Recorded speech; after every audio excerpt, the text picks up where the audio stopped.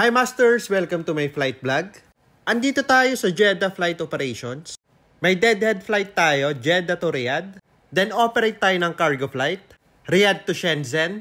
Pero ang layover natin sa Guangzhou. Or sa mga locals ang tawag nila Guangzhou. Kayo Masters, anong tawag nyo sa Guangzhou? Yan ang view natin, kaka-take off lang natin ng Jeddah. At napakalaki ng Saudi Arabia. And fast forward, nandito na tayo sa cargo aircraft. Ayan, may sandstorm. Pag gusto nyong mapanood yung landing, ilalagay ko yung link sa baba.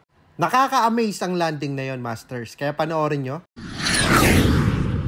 JB, no? JB, sir, JB. Tagapats. Shoutout sa lahat ng tagapats. Anong course mo ito? ATC. ATC. 2 years, no? 2013. 2013. Bata pa. Yung batch ko, 19 forgotten na eh. Ay, Jimmy. Thank you.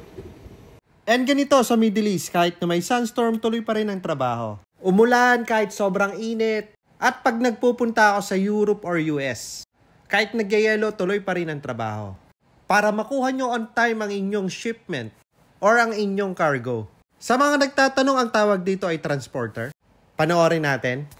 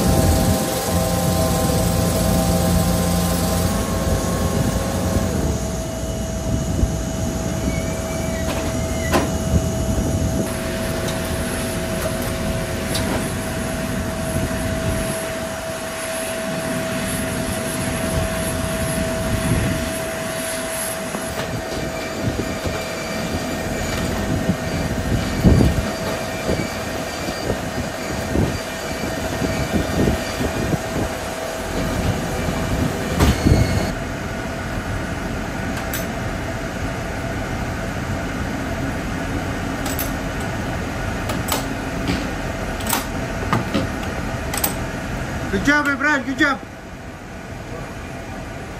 Say hi. More on, ha?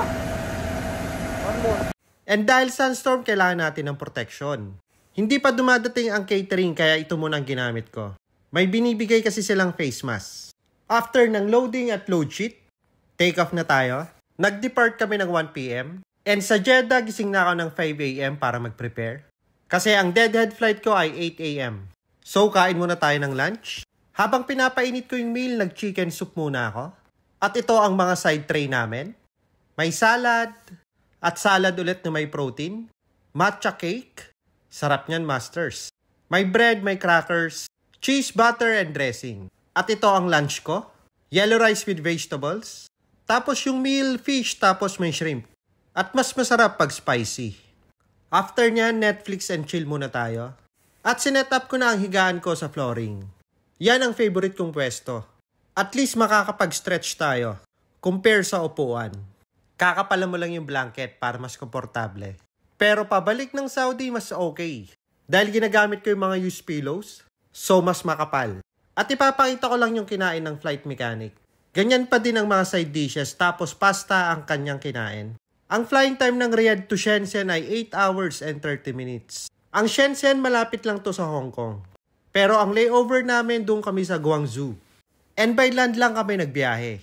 At ito na ang pinakamatagal na biyahe ko. Almost 2 hours. Ayan, paland na tayo ng Shenzhen. And pag na-edit ko yung landing namin, ipopost ko na lang separately. Para hindi ganun katagal ang vlog natin.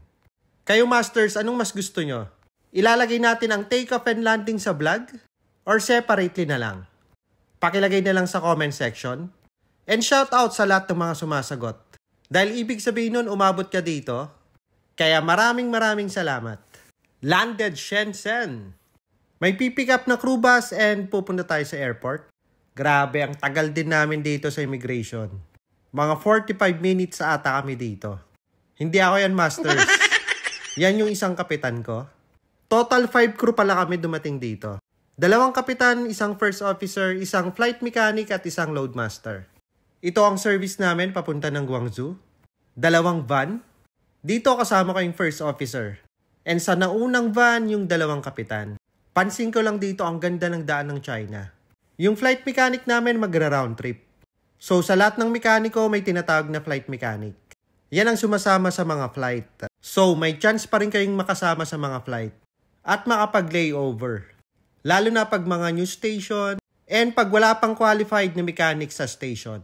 Ito ang Garden Hotel. Napakaganda dito, Masters. At ang kagandahan nun, lagi ako na-upgrade sa suite. Pagkakita ko pa lang ng pinto na malalaki, alam ko suite na yung binigay sa akin. Ganyan ang suite dito. May receiving area or living room. May working area dito. Dito naman ang minibar. Siyempre kasama ang complimentary water, coffee and tea. At ito naman ang room natin. Napaka-elegant. At katabi mo lang ang bathtub. The best sana yung pagkasama ko si Bay.